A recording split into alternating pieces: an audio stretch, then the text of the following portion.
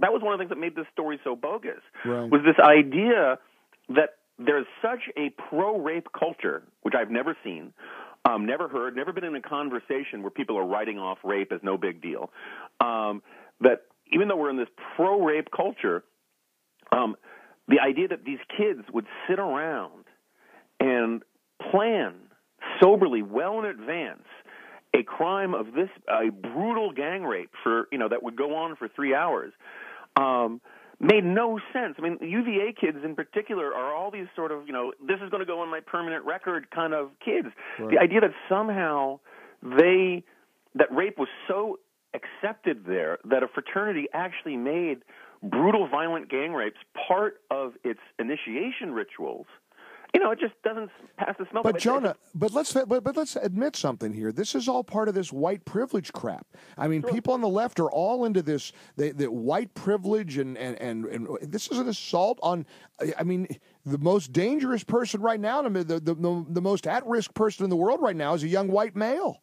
And what a category that fits into. Well, you know how these white privileged young white males are. They just can't wait to either be, commit an act of racism or rape a girl, rape a co-ed. I mean, it's this crazy white privilege narrative that, as you said, the women's studies organization, groups and classes and all that, and professors and columnists, they're advancing this theory, and sadly, a lot of people are buying it. No, I think that's exactly right, and that's one of the reasons why we get such polarizing politics today. Right. Is that you have these vast numbers of people, some of them good and decent people.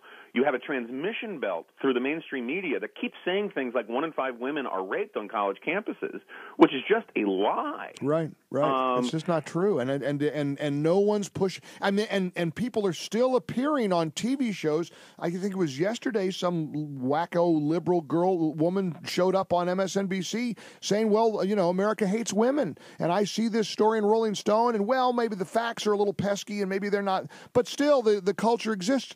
How do you take a story like this that's bogus and use that to try to ban all fraternities, or you know what I mean?